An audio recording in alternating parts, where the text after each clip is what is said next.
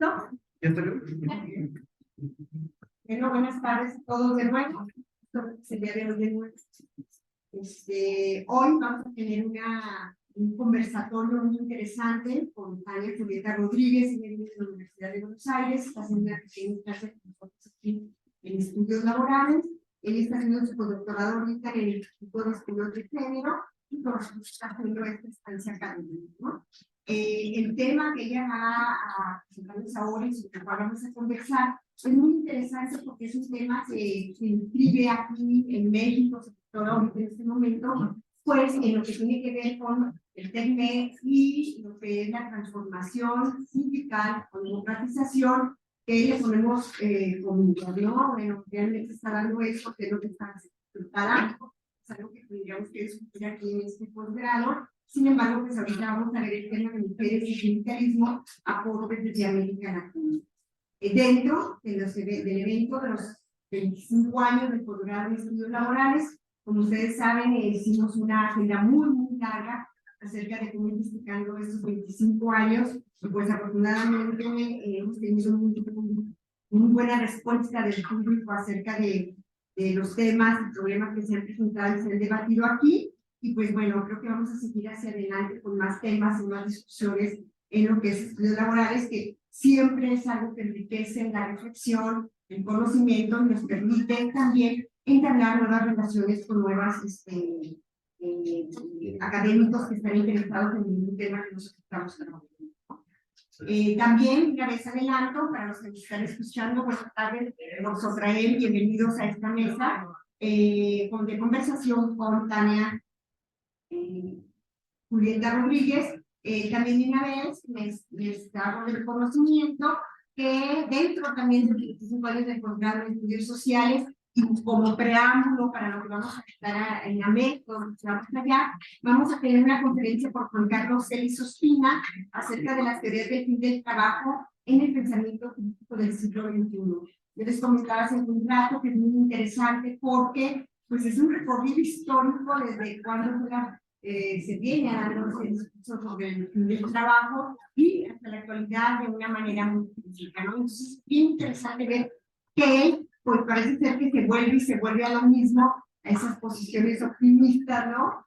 Donde pareciera que el fin del trabajo nos va a llevar a la alegría, a la creatividad y a no hacer nada.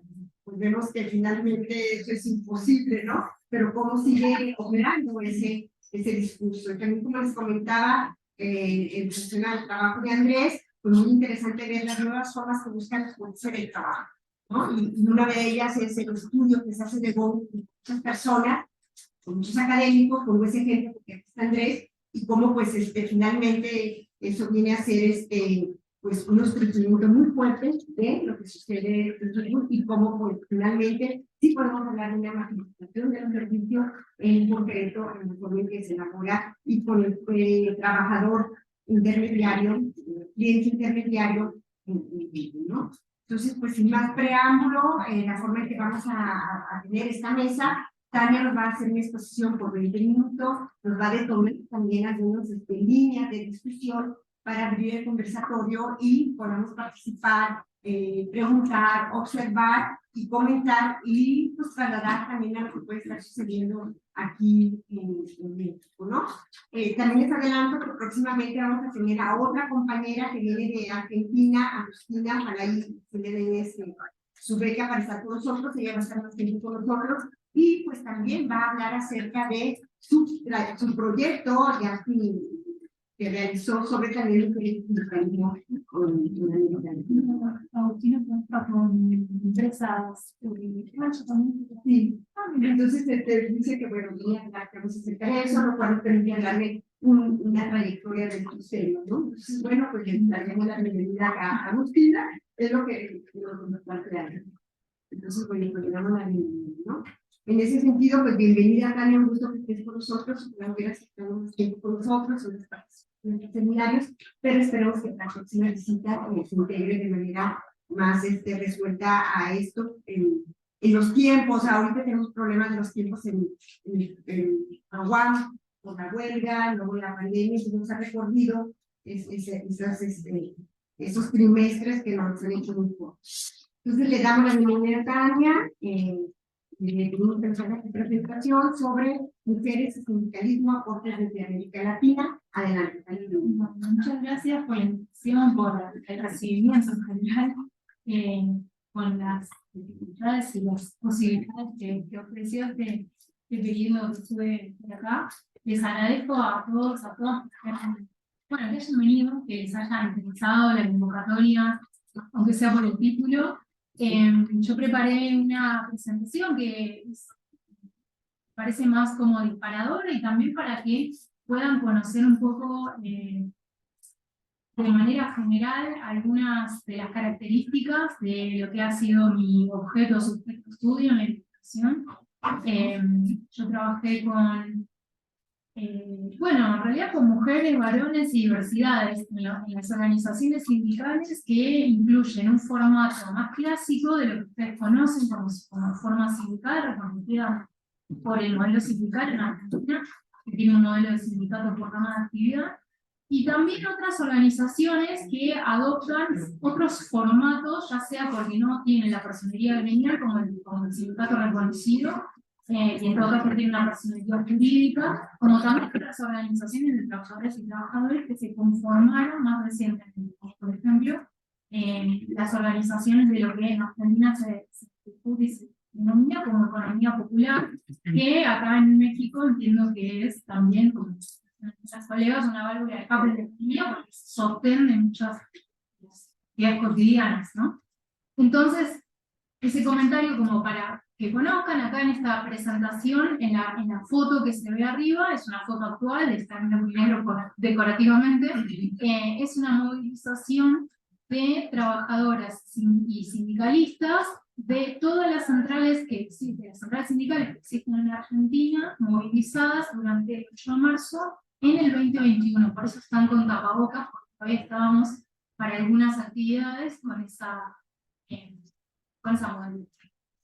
Entonces, para compartir hoy con ustedes y plantear algunas discusiones, quería señalar que los debates en los que se inserta y el tema en el que se inserta mi investigación y con el equipo con el que estoy trabajando, tiene que ver con abordar procesos organizativos, decía, fundamentalmente de mujeres y diversidades sexuales, para promover demanda de equidad en el ámbito laboral y sindical. Y esto nos permite también identificar algunas demandas que han sido denominadas como clásicas, que tienen que ver con condiciones de trabajo, con salarios, con equidad en la distribución de los beneficios, en los ascensos y demás, así como también con otras demandas que hemos denominado innovadoras o novedosas, no porque atiendan problemáticas sino que por el formato en el que se enuncian, que se movilizan esas demandas, a priori teníamos la hipótesis de que eran novedosos, ¿no? Y vamos a ver por qué en este encuentro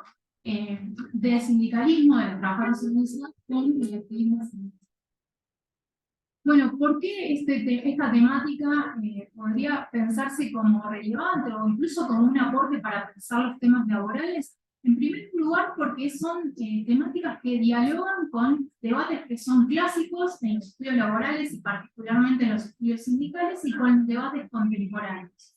Clásicos no lo vamos a repasar porque nos daría todo un seminario, pero sí dentro de los debates contemporáneos podemos tomar como punto de discusión, la denominada crisis de la representación política, que se inicia en fines de los 60, principios de los 70, del siglo pasado, y cómo enlazada con esa discusión sobre cuáles son las formas que pueden adoptar, o las respuestas que pueden adoptar partidos políticos, asociaciones y sindicatos para enfrentarse a una dinámica de estructura laboral cambiante durante todas las décadas posteriores, ¿qué sucede con eso y cómo emergen en esa discusión las propuestas sobre lo que ha sido el debate de la revitalización sindical? Seguramente hayan escuchado o leído incluso, y que tiene que ver, de acuerdo a la latitud en la que se plantea el debate, ¿no? El debate anglosajón es uno en los 90, el debate en América Latina es otro en los post-2000, ¿no?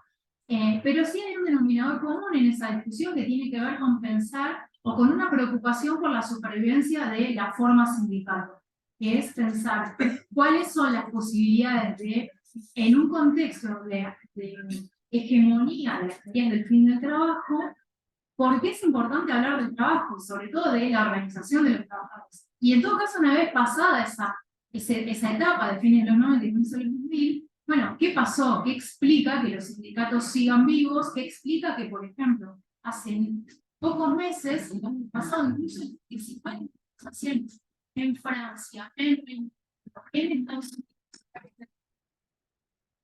y en América Latina, en algunos países, por lo menos en Argentina, en Brasil, en Uruguay, las movilizaciones tienen un protagonismo central por parte del movimiento sindical? Entonces, ¿cómo podemos explicar esa crisis por un lado y ese protagonismo? Bueno, en Argentina tenemos algunas pistas, y fundamentalmente el otro elemento tiene que ver con pensar en ese reencuentro que está entrecomillado entre movimiento obrero y movimiento feminista. Un reencuentro planteo porque a lo largo de la historia, pongamos que los últimos 200 años, ha habido encuentros y desencuentros entre las izquierdas y el movimiento sufragista, el movimiento feminista, los movimientos de mujeres, con mayor o menor puntos de convergencia, y lo que se observó a partir de, sobre todo de las movilizaciones del Ni Una Menos, de los paros feministas internacionales, es algunos puentes que se volvieron a recomponer en esa agenda del trabajo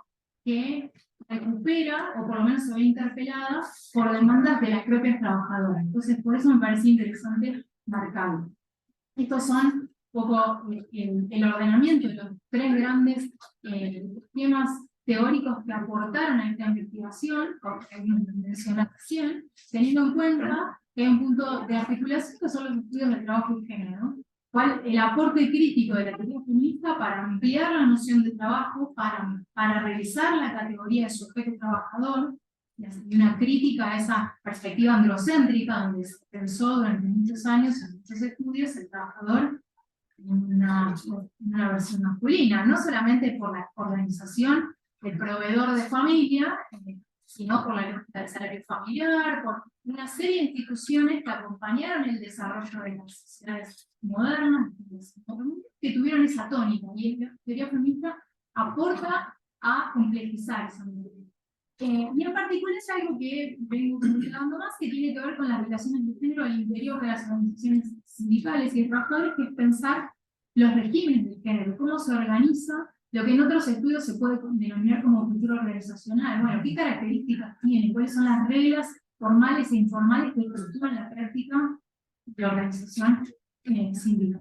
Algunas preguntas iniciales, entonces, decía, tienen que ver con esta preocupación, con pensar cómo las organizaciones pueden tender puentes hacia otros y otras trabajadoras que no han sido priorizados por los sindicatos, que han tenido trayectorias laborales menos seguras, menos protegidas. Y esta es una pregunta que tiene vigencia, y supongo que ustedes podrán comentarme mejor, ¿no?, sobre sus experiencias de investigación, que es pensar en todos aquellos migrantes, trabajadores, por ejemplo, migrantes, trabajadores no registrados, trabajadores empobrecidos o precarios o temporales. Y de ahí surge también este interrogante por pensar si la relación, el vínculo o la interrelación con las organizaciones activistas de mujeres, con organizaciones que tienen estructuras más horizontales, a diferencia de la lógica estructural de los sindicatos, por lo menos en Argentina, pero entiendo que también es más vertical, si esa conexión puede promover cambios en los mecanismos de la representación sindical. De fondo, mi pregunta está centrada en la representación sindical. ¿En qué, en el cómo y en a quiénes? ¿No? Esas tres preguntas que Kahneman plantea para pensar la acción representativa y que algunas fueron retomando y discutiendo para pensar algo tan político, ¿no? En la dimensión del análisis de los sindicatos. Entonces, yo me limité, en mi investigación, delimité un estudio que tiene que ver con, decía, la emergencia de nuevas demandas, fundamentalmente las que tienen un contenido de igualdad o de género, o que han sido también denominadas por las trabajadoras como demandas feministas, en el área metropolitana de Buenos Aires, que es la ciudad de Buenos Aires y alrededores, de Buenos Aires, y durante el periodo 2015-2019. Comento 2 o 3 avances y por ahí indicadores como para abrir el debate y que podamos ir intercambiando. Pero a tener en cuenta, para que conozcan también en qué contexto nos estamos situando, por un lado hay que señalar que en la Argentina las trabajadoras estuvieron históricamente participando de la acción gremial. No necesariamente en las estructuras reconocidas como participantes, pero sí en las huelgas, sí en las tomas de fábricas, sí en las luchas por el comedor obrero, por el hogar obrero, por mejoras en las condiciones de trabajo. Hay algunas referentas históricas que han protagonizado eventos bueno, que han sido hitos en la historia del movimiento trabajador en la Argentina. Por ejemplo, no sé si conocen el libro Doña María, de James, que es una trabajadora, que fue la trabajadora que se dice que organizó la movilización de los trabajadores del frigorífico Swift el 17 de octubre de 1935. Técnicamente el 16 de octubre, ¿no? Que fue para la tradición del movimiento peronista el origen, el punto fundacional. Para esa persona que convoca a todos los obreros a parar y dejar el frigorífico fue una trabajadora. Bueno, y de ahí hay otras, ¿no? que han podido rastrear también el trabajo de los y las empleadoras.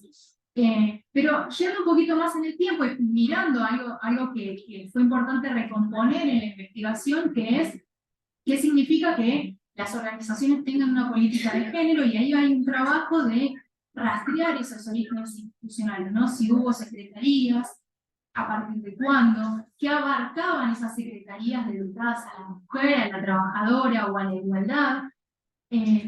Bueno, qué reconocimiento institucional tienen. También pensar, y ahí hay algunos datos que después si les interesa se los comparto, algunos datos sobre cuál era la situación de las trabajadoras sexuales en la actualidad en el ámbito laboral y sindical. ¿Por qué es importante abordar algunas especificidades sobre las condiciones de las trabajadoras? En principio porque hay desigualdad laboral. Esto que algunos candidatos se están negando, la brecha de género, hay desigualdad laboral. Entonces es también importante aportar a ese mapa indicadores que nos permitan visualizar de qué desigualdad estamos hablando. Segregación ocupacional, segregación vertical, segregación horizontal, bueno, todas esas tendencias que son conocidas, que existen, y mirar dónde están cosas, dónde trabajan, ¿no? ¿Qué sectores, no solamente qué actividad, sino en qué puestos, ¿no? En la estructura organizativa para mirar esas desigualdades. Y por último, un dato que sí es específico de este periodo, que tiene que ver con la visibilidad que adquirió la acción y la organización articulada entre activistas del universo del mundo sindical y activistas que venían del mundo feminista, llamarlo de un modo. Y no quiere decir que no haya habido historia previa a 2015 ese tipo de redes y de articulaciones. Lo que adquiere en este periodo es una visibilidad marcada por 2 elementos. Bueno, ahí están los datos que después si quieren se los comparto, no quiero pasar muy rápido, pero después podemos volver sobre esto para visibilizar la división, la distribución en las ramas de actividad en los sindicatos, ¿no? Estos son sindicatos que tienen una tasa de afiliación feminizada. La conducción o los cargos representativos son ocupados por varones, ¿no? Como por ejemplo en el gremio de la sanidad, que es salud, donde la afiliación de mujeres es al revés de lo que está ahí, el 70% son mujeres, pero la representación en el gremio es del 30%.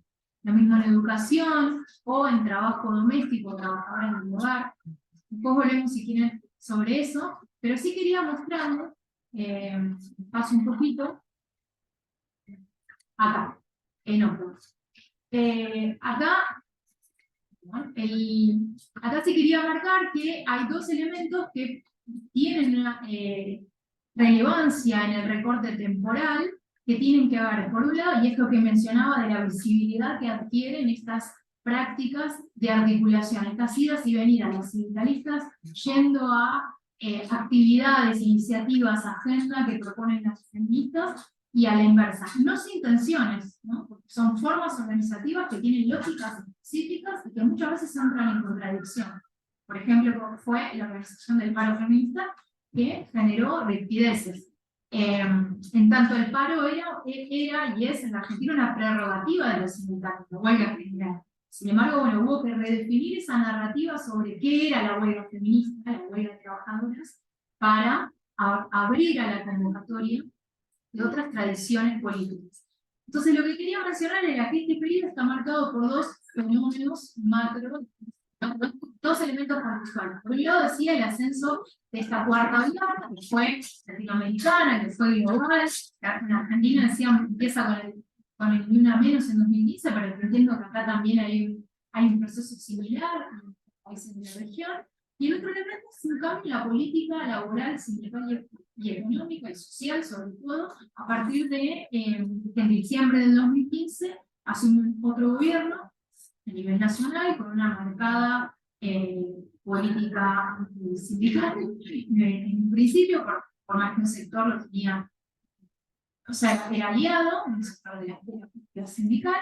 Y eso lo que genera, sobre todo durante los primeros 3 meses, donde hay una cantidad de despidos en la administración pública, cierre de fábricas y otra serie de medidas, provoca una reacción de parte de las organizaciones y convergen tanto las organizaciones que están peleando por defender los puestos de trabajo como las organizaciones que están peleando por no perder derechos, por no ser estigmatizadas por la orientación sexual, por no ser estigmatizadas por ser trabajadora en un espacio masculinizado, por múltiples demandas que convergen, y ahí por eso yo hablaba de un punto de encuentro no solamente a nivel de las investigaciones teórico-empíricas, sino también se ve en la calle, como decimos.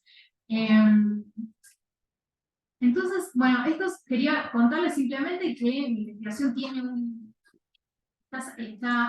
analiza algunos casos que son los casos que están marcados ahí arriba, que FATSA es el sindicato de salud, AGTSIC serían los sindicatos, es el sector transporte, pero es sindicato de lo que acá se llama el metro, allá se llama subte, y el sindicato de trabajadores bancarios y bancarias. Y algunas redes sindicales. Esto es un elemento que lo comento porque sé que acá hay algunas expresiones también, pero con otras características. Se empezaron a conformar mesas intersindicales de mujeres, empezaron a reunirse trabajadoras y líderes sindicales de distintas organizaciones, de distintas líneas, de distintas tradiciones identitarias, para conformar plataformas de acción, ¿no? Algo que, si bien hay algunas experiencias que se pueden rastrear en la década del 80 cuando tomó la democracia, no había sido tan común esa articulación, sino que cada central tiene su línea. Y eso fue también un fenómeno novedoso. Voy a pasar algunos hallazgos para abrir un poco el debate, a ver qué piensan, cómo ven ustedes también estas discusiones.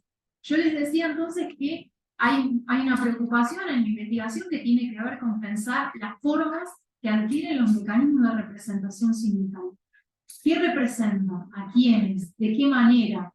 En ese quehacer de la cotidianidad del sindicato se toman decisiones, pero también hay estilos que le imprimen los propios liderazgos y la propia cultura y tradición identitaria de la organización. Y algo que sucede durante este periodo, y que yo corroboré en los pasos, es que la activación de la militancia feminista entre las trabajadoras, incluso en organizaciones que no tenían una tradición marcada, abierta, explícita sobre el tema, generó algunos temblores internamente en esas organizaciones.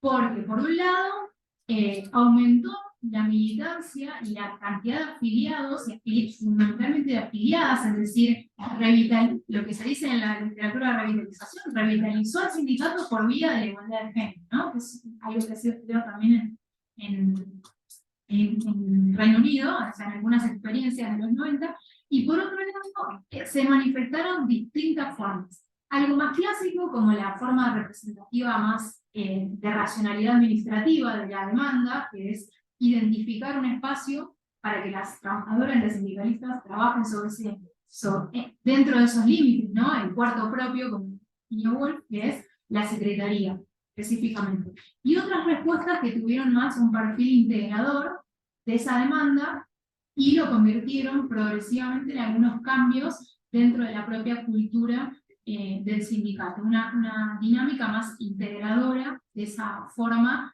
que no es solo una demanda, una bandera, una reivindicación, sino que también tiene un efecto performativo en la práctica.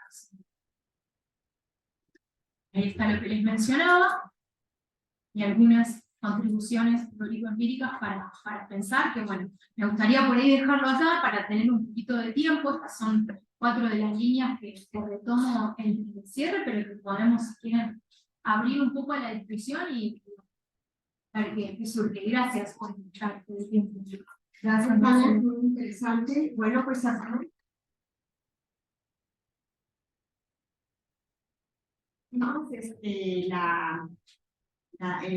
conversatorio con preguntas, observaciones, o tal vez platicando la propia experiencia que alguno ha tenido aquí, como la vez, etcétera.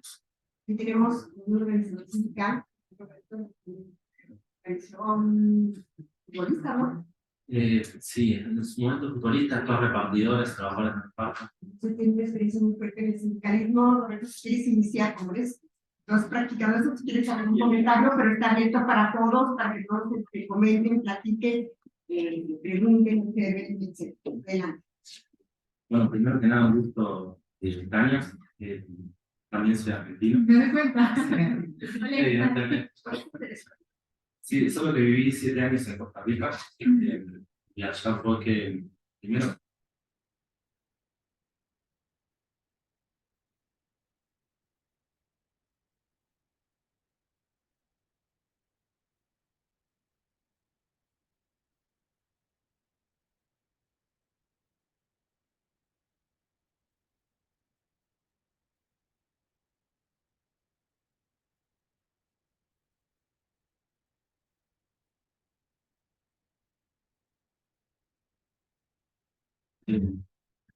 eh, me tocó en ese caso organizar el primer sindicato allá de repartidores en Costa Rica. Estuvo bastante, una experiencia muy interesante, pero muy similar a la del fútbol, y que como no hay esa tradición de militancia y demás, se complica mucho más. A mí en particular sí me interesó mucho el trabajo que presentaste. Justo vengo de entrevistar a una líder sindical de acá de México, que forma parte del sindicato Rosa, también para los que no lo conocen, es el primer sindicato formado únicamente por mujeres acá en México, y que acuerpa múltiples sectores, ¿no? De la economía, son mujeres en gremio. ¿Sí? Y básicamente, entre las cosas que han hecho es brindar, por ejemplo, seguros de salud, seguros, les ayudan a conseguir seguros de salud. Es una cosa que tiene una dinámica demasiado corpante hacia mujeres acá.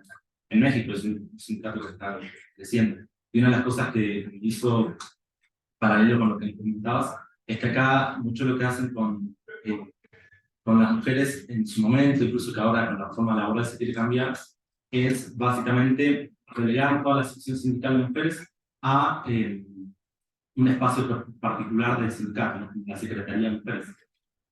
Y de esa forma sí hay una ruptura muy clara y una afectación muy directa para que haya un sindicato femenino en México. Que bueno, me hizo mucho ruido porque me estaba comentando mucha actividad del caso acá en México. Pero bueno, básicamente quería preguntar entonces si consideras que existe en el sindicato, o sea, si te has interiorizado, sobre todo en esta dinámica en el sector mexicano, ¿no? De parte de la alianza frente a la Argentina y desastre. Sí, sí. Ulises, Blanca, y luego nuestra reportera de la UAM, adelante, Ulises. Sí, muchas gracias, muy interesante. Yo me enfocaré un poco más hacia el plano político. Creo que en la actual coyuntura electoral que atraviesa la Argentina aparece justamente esto como un tema bastante polémico e interesante, ¿no? Por las declaraciones que Milei había dado en torno a lo que piensa sobre el género, ¿no? Pero vaya, quisiera ir un poquito más allá de esa polémica que muy probablemente parece un tanto anticipada por el fin de este debate donde se Milei, que al parecer ya no hay como una posibilidad de que gane las elecciones, porque es algo positivo, pero bueno, lo que quisiera saber es, de parte del peronismo existe una verdadera intencionalidad de integrar, de rescatar estas voces, de darles cabida, ponerlas en práctica, o simplemente es una cuestión un poco más parecida a lo que tú nos comentas de identificar simbólicamente a las mujeres como parte de una lucha en común, que han estado ahí presentes, pero mi pregunta es eso, ¿realmente los peronistas tienen alguna plataforma política para integrar o tomar en cuenta a las voces de estas corrientes? Y sobre todo lo pienso mucho porque la contrapropaganda del peronismo hacia Milei era clara en las calles de Buenos Aires, ¿no? Decían los carteles, Milei atenta contra los trabajadores, ¿no? Entonces, ahí en esa defensa, ¿dónde está la idea de integrar al sector femenino? Eso que pregunta más. Gracias, Blanca. Sí, bueno, yo quiero agradecerte de la exposición porque justo esta que es una entrevista bueno, el secretario de un sindicato, de una empresa que es la Ford México, y justo hablaba con él de varios como, temas, pero uno de los que surgieron fue el papel que están teniendo las mujeres en esta participación de los sindicatos. Recientemente un poco en México a raíz de la Constitución de 2019. Y aunque no han estado en puestos de decisión como altos, ¿no? Muchas por la desigualdad que mencionabas, las condiciones. Más allá del hecho de que está y de los militantes que existen socialmente, barreras sociales y políticas, en México está como recientemente un tema de que los trabajadores y trabajadoras puedan organizar en sindicatos independientes. Entonces, aquí en México creo que el ejemplo más como que hemos escuchado es el Cintia, que es un sindicato independiente que está ahora liderado por una mujer, justamente. Hablaba con esta persona y él decía que bueno, a ella le costó mucho llegar a estas mesas de negociación y las asambleas. Es decir, no había una experiencia previa de cómo presentarse para negociar en una asamblea, de cómo llegar a plantear una agenda de trabajo, de qué temas discutir, de cómo hacerlo con la propia gerencia de la empresa, con otras partes pues sí, digamos, otros puestos del propio sindicato o de líderes, no sé, como políticos, ¿no?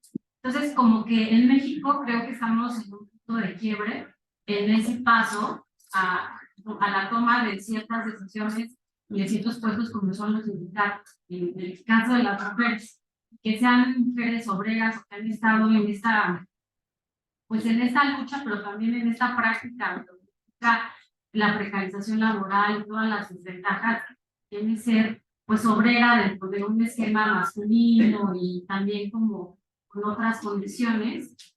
Algo que me llamó la atención de tu presentación es que dices que el movimiento feminista fue lo que revitalizó a los sindicatos. O sea, ahí como que me llama la atención porque justo qué lugar le darías a este movimiento feminista vinculado con el tema sindical y sobre todo como sujetas laborales, ellas se reconocen o qué gana más en esa disputa como de lo laboral. Soy una mujer obrera, pues estoy defendiendo mis derechos ¿no? Como mujer, como en torno a mi identidad, como a todo lo que implica el tema del feminismo y demás, y que cómo se va dando esa relación. No sé si nos pudieras explicar un poco, porque hay como mucho ahí que me pudieras ayudar, porque estoy viviendo un tiempo de estudio. Gracias. Edilberta Manzano, yo soy trabajadora de la UAM y pertenezco al Sindicato Independiente de Trabajadores de la UAM y fui representante en 2008-2010, solamente en la Secretaría de Educación y Análisis. Entonces, que el SITOM es un sindicato democrático y además de avanzada, se suponía, o todos que tenemos como esa idea. En aquel año yo hice la propuesta de la creación de una Secretaría de la Mujer, una Secretaría de Equidad, y como en el SITOM participan muchas mujeres, yo pensé que iba a ser una propuesta que todo el mundo iba a arropar y que salir adelante, pero el caso fue al contrario. Y lo peor de todo es que fueron las propias mujeres las que evitaron que se llevara a cabo esa propuesta de una nueva secretaría al interior del Ejecutivo. Y a mí me parece muy extraño, no puedo todavía entender y justamente era un poco lo que menciona la compañera, esta lucha entre decir, no vamos a involucrar la agenda feminista con la agenda laboral, porque puede ser contradictorio. Entonces, yo lo que decía es, sí entiendo que hay una problemática, pero hay que discutirla y hay que darnos esa oportunidad de ponerlo en nuestra agenda y discutirlo y si sale algo bueno, ¿no? De ahí, pero aquí, por ejemplo, en la UAM Xochimilco existe incluso el posgrado en estudios de la mujer. Entonces, yo invitaba a las profesoras que fueran a la discusión y que nos ayudaran a dilucidar todo su tema. Y fueron las académicas quienes dijeron, no vamos a discutir ese tema. Y fueron las compañeras sindicalistas muy aguerridas, yo de verdad respeto mucho a las mujeres del SITOM porque son muy activistas, dijeron no. Entonces, la pregunta es, allá en Argentina es también este enfrentamiento para esa dificultad para unir estas dos agendas, o se ha dado más libremente. Miguel Ángel, ¿alguna otra pregunta? Yo. Adelante. No, ya hacemos un primer corte. No sé las preguntas. Adelante. Gracias, doctora, por su presentación. Y está un poquito relacionado con lo que nos acaba de comentar.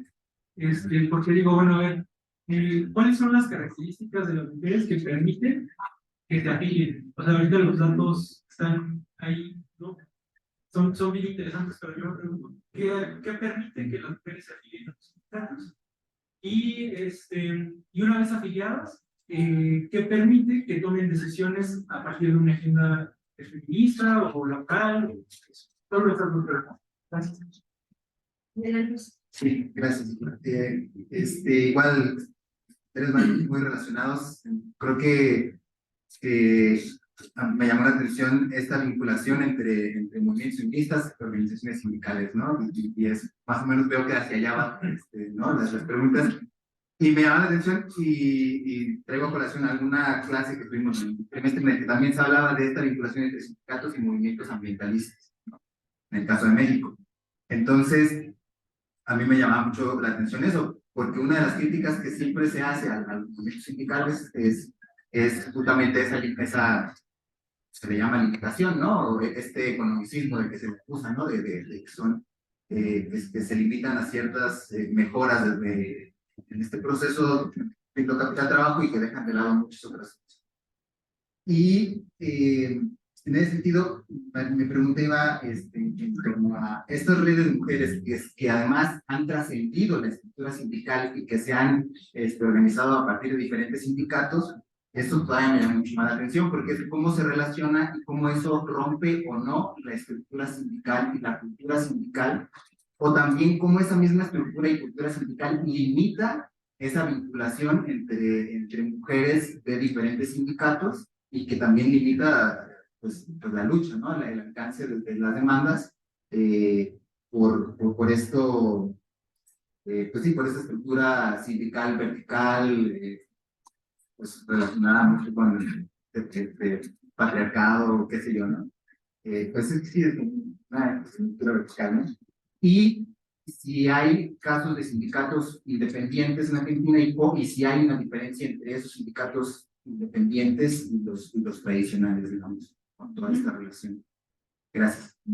Algo más para cerrar, ya le vamos a Daniel, pues preguntas bien interesantes y con el mismo término que están planteando es esta duda de pero no solamente con el sindicalismo, sino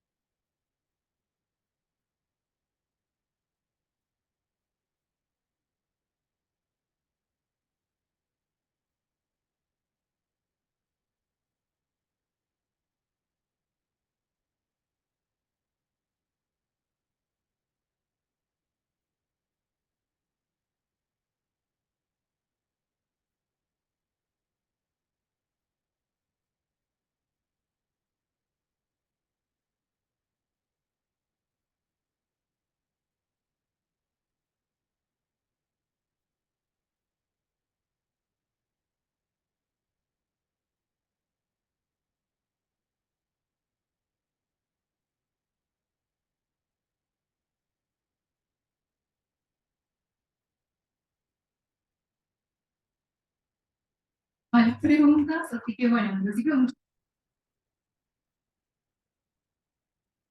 gracias. Voy a ir respondiendo a cada comentario.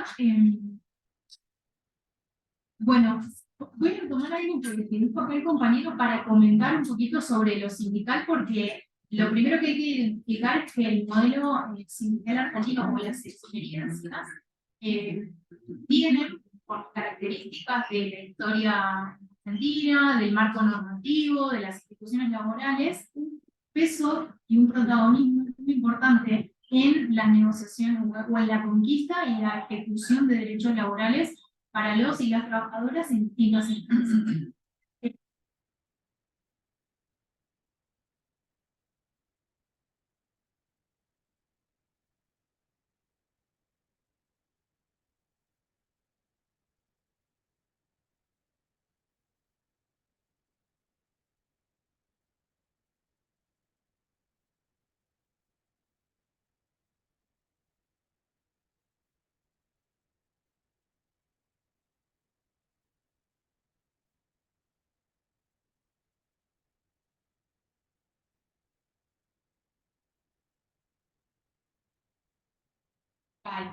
Y pasa acá, me han contado con contratos colectivos que no se han refrendado y eso se ha caído a partir de entonces, hay una permanencia de las instituciones laborales argentinas que le otorga una legitimidad de la práctica, digamos, institucional muy protagónica, ¿no? Incluso cuando la cantidad de trabajadores registrados hoy por hoy constituye 30-40% del total de trabajadores. Entonces, lo primero que hay que decir es que sindicato en Argentina tiene otro significado, obviamente, en la vida política y además ha tenido una articulación muy potente con la vida política, con los partidos políticos, con la democracia.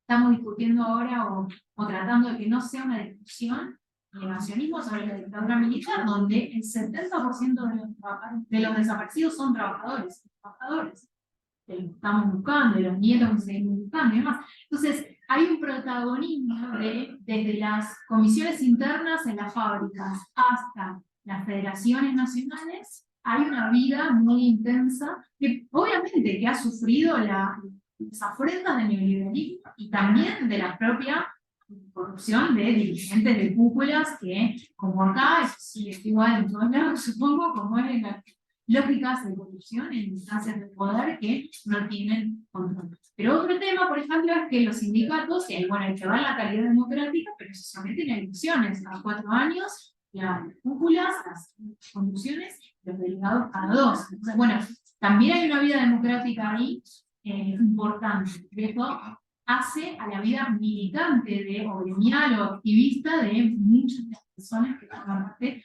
de esas trayectorias que hacen el sindicato. Respecto a las particularidades que comentaba el compañero, sí encuentro algunas diferencias fundamentalmente, y esto conecta con lo tuyo, porque algo que sucede en la Argentina, pero que acá, por lo que me han comentado, está mucho más marcado, que los sindicatos tienen lógicas muy excluyentes para las mujeres, por la forma en la que se hace política en los sindicatos, por los requisitos o los atributos que se requieren para ser sindicalista, ¿no? Y ahí está el género vivito y coleando, o sea, no importa si la trabajadora o la dirigente dice, para mí no importa el feminismo, yo no pienso en eso, pero cuando llegan a las reuniones son todos varones, o las formas de vincular, a tratar a esa persona que se identifica como mujer sentada ahí, son violentas, o son sexistas, o el acoso que hay en los espacios.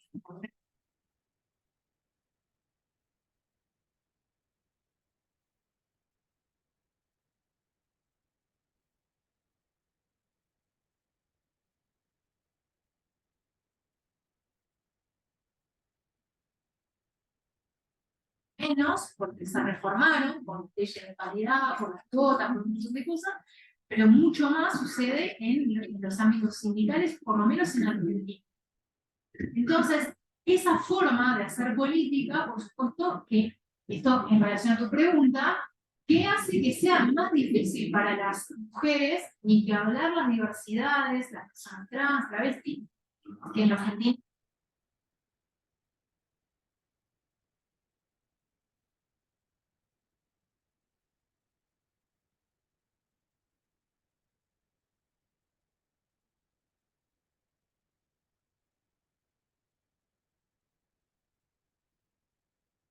muchas veces en el feminismo institucional, las corrientes de estudios del feminismo institucional, se habla de resistencias institucionales a distintas agendas. Puede ser una agenda mental, puede ser una agenda de género, pero la resistencia puede ser explícita o implícita, puede ser individual o colectiva, ¿no? Digamos, el modo en el que una organización incorpora o excluye o encapsula el tratamiento de una demanda, y esto vale para partidos políticos, organizaciones de en general, también marca una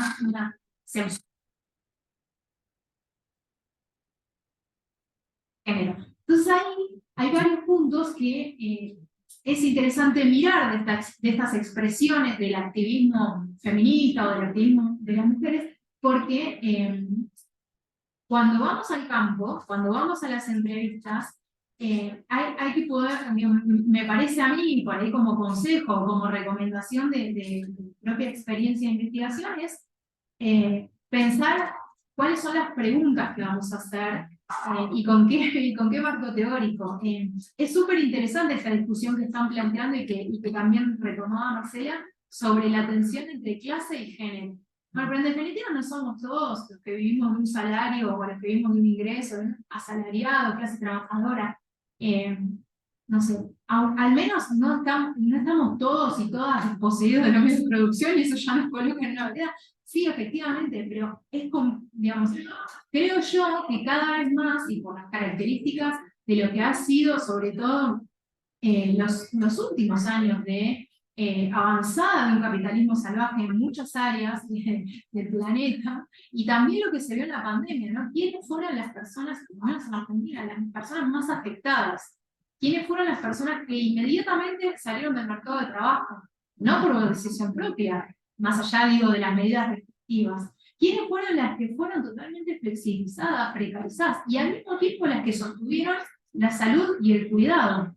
Entonces, ser trabajadora tiene un plus en condiciones en épocas de crisis, un plus por la negativa, ¿no? Entonces, me parece ahí que hay que tratar de combinar clase con género para poder dar cuenta de algunas especificidades de los efectos que tienen las crisis o las reformas de política pública o incluso las políticas para mejorar algunos sectores. Ahí hay un aditamento, ¿no? En algunos trabajos, en algunas investigaciones recientes se está hablando también, bueno, se está retomando la perspectiva de la interseccionalidad, incluso para abordar las luchas, ¿no? Esto que vos preguntabas, ¿cómo delimito el sujeto? Bueno, puedo pensar en un abordaje interseccional que dé cuenta de sujetos que expresan al mismo tiempo una condición de clase, una condición de género, una condición de etnia, una condición racial incluso, ¿no? Y en todo caso poder tener esa cintura al momento de hacer la entrevista para tener una escucha atenta. Por ahí la persona no lo está enunciando, como bien decimos. Pero está claro que la diferencia entre las trabajadoras de la fábrica que se mandan a las 4 de la mañana, llegan y te dan la entrevista, como me contaba Susana, mientras están cocinando para su familia y preparándose para el otro día, y no tienen tiempo de pensar si son o no feministas, si están o no con la agenda de género. Hay una cuestión ahí que el tiempo también está organizado.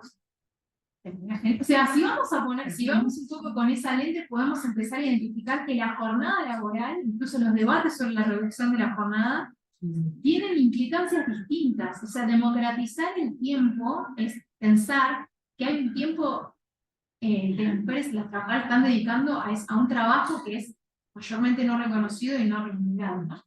Entonces, ahí hay algunos puntos para pensar. Retomo por ahí esta discusión que traían sobre la cuestión de la Secretaría de Género, que me parece un debate particular, porque es un debate que aparece mucho en las organizaciones y también ha sido estudiado, ¿no? Y que también, vos nombrabas incluso ese intento de ir vuelta entre la academia y la militancia en el sindicato. En Argentina ha habido, antes de esta marea feminista, esta cuarta ola, marea feminista, como se la haya denominado en distintas latitudes, o de este activismo tan... Yo lo menciono porque adquirió el debate y la discusión, ahora estamos en un periodo reactivo, ¿no? Algunas de las cosas que mencionaba el compañero sobre el debate presidencial, pero esa legitimación de poder discutir brechas, desigualdades, agenda por el aborto en la Argentina, protocolos para prevenir la violencia, hubiera legitimado eso en espacios que hasta ese momento no habían tocado el tema, era un clima de discusión que permitía, bueno, algunos avances, por lo menos en el debate.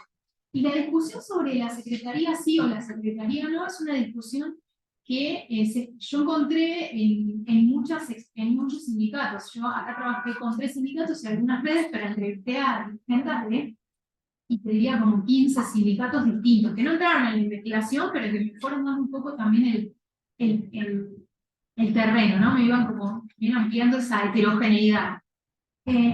Y es una discusión que es compleja, que también tiene sus tiempos, que muchas veces para las mujeres ha sido un reconocimiento, tener un espacio propio, por ejemplo, en sectores que son en actividades de reproducción masculinizada, por ejemplo, en transporte, donde yo estudié a las chicas del subte, del metro, que son 20% de la plantilla son mujeres, 80% son varones. Para ellos tener el espacio de la Secretaría es un espacio de resguardo, incluso para discutir temáticas que no pueden plantear el colectivo, porque no se escucha por parte del colectivo.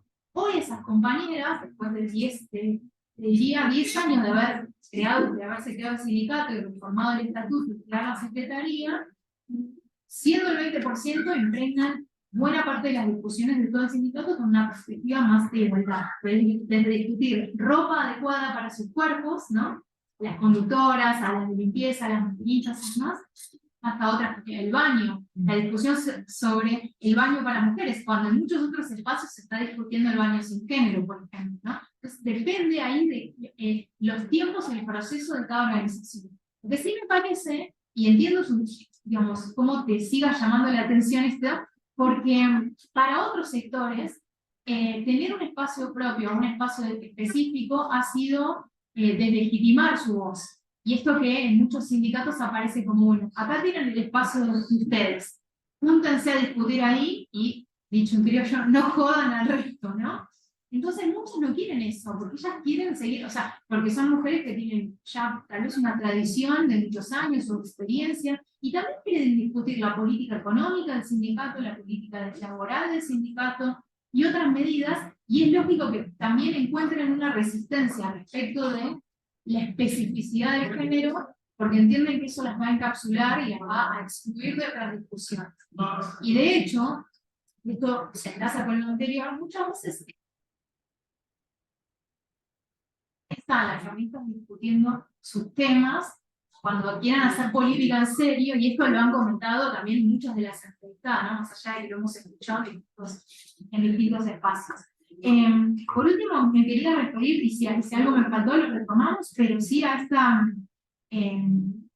estas cuestiones que preguntaban acá los compañeros sobre las características. Bueno, vos preguntabas sobre las características, ¿no?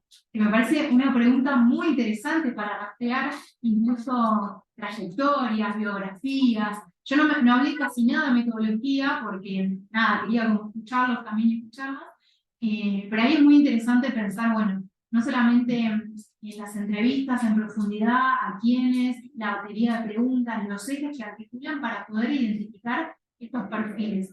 Y antes de entrarle de lleno a esa pregunta, sí quería conectar con tu comentario, porque una decisión importante también en mi trabajo fue cómo defino el sujeto. Porque ¿qué son? ¿Mujeres? ¿Son trabajadoras? Si pongo mujeres, pero además empiezan a discutir otras identidades, bueno, me quedan afuera. ¿Son mujeres sindicalistas? ¿Son feministas? ¿Qué son?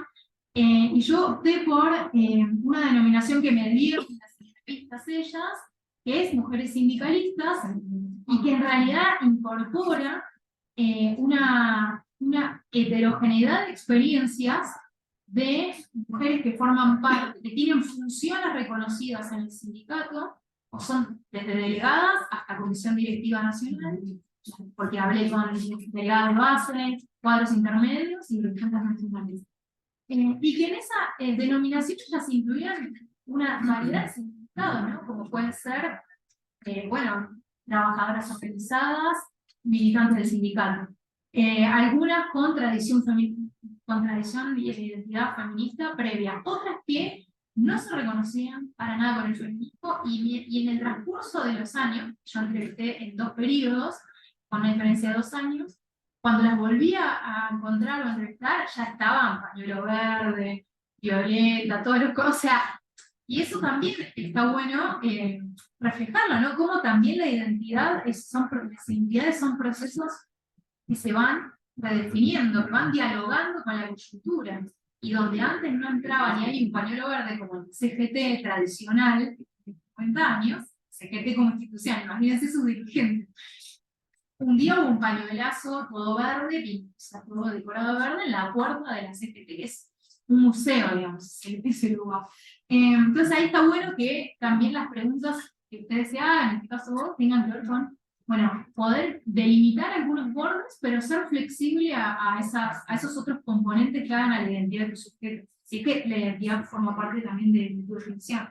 Y entonces pensar, bueno, ¿qué hace que las mujeres se afilien? Es una excelente pregunta para empezar cualquier investigación, o qué hace que cualquier colectivo de trabajadores se afilie. Por general, yo les contaba que hubo un cambio muy, muy marcado entre diciembre de 2015 y febrero de 2016, y una de las cuestiones que hizo que las mujeres se afiliaran, las que no estaban afiliadas, fue el inicio del gobierno de Mauricio Macri y los despidos que hubo masivos, y ahí tira la clase, o sea, tira el no quedarte sin trabajo el día de mañana. Lo que pasa es que, bueno, la administración pública es un sector con mucha presencia de trabajadoras, pero sí, un poco corroborado y un poco que hay que seguir indagando, que es también pensar que, por lo menos en la Argentina, las trabajadoras, ocupadas, desocupadas, comunitarias, tienen en su haber una historia de solidaridad, de lucha y de resistencia muy importante. Y han sido, como dice Dora Barrancos, las que sacan al país o a la sociedad de las crisis. Entonces, creo que converge en ese periodo un activismo de resistencia, de no perder derechos, de no perder puestos de trabajo, con una activación feminista en términos de solidaridad. Muchas de las trabajadoras que yo digo y de las discusiones que tienen, que le decimos feministas, son demandas para el conjunto de la clase trabajadora. Entonces ahí se difumina. El dirigente, las delegadas están luchando por derechos que van a impactar a sus compañeros. Por ejemplo, el convenio 190, ¿no? Que es para prevenir la violencia laboral de valores, mujeres, de diversidad, de todo, y además reconoce la violencia cognitiva de género. Entonces ahí hay un punto importante. Entonces, pensar que hace que tomen decisiones feministas o igualitarias, bueno, hay una serie de elementos, algunos tienen que ver con la identidad, otros tienen que ver con la posibilidad de un escenario que legitima esas demandas, y otras con la estrategia. Las estrategias sindicales son fundamentales. Acá hay esta universidad, esta facultad, hay tradición de estudios de estrategias sindicales. Yo tomé mucho de eso, la teoría de recursos de poder, y mirar, bueno, cuándo se movilizan, por qué, cuándo negocian, por qué, qué poder económico tienen, qué poder social tienen. Eso me parece que puede aplicar en distintos casos. Y sí fue una novedad lo de las redes intersindicales de mujeres. Acá me comentaron que hay una red de mujeres sindicalistas que tiene como un perfil más de asociación, de ONG.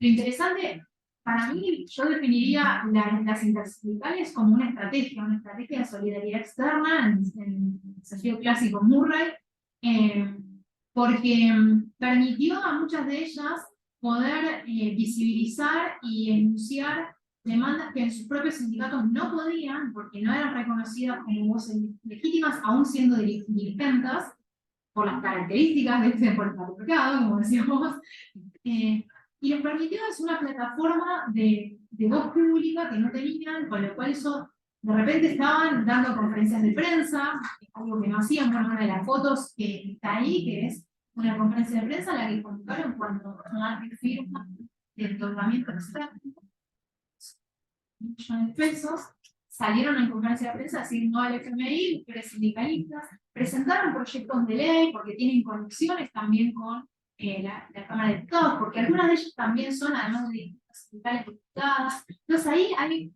también una apuesta por desplegar distintos recursos de poder y estrategias que les permiten, sí, que en algunos casos tal vez limita lo sectorial, pero sí potencia la visibilidad de una agenda que se volvió una agenda más dentro del amplio universo de la igualdad, y eso lo lograron un poco con esas estrategias. Podría seguir, pero bueno, ya tenemos ahí como un panorama.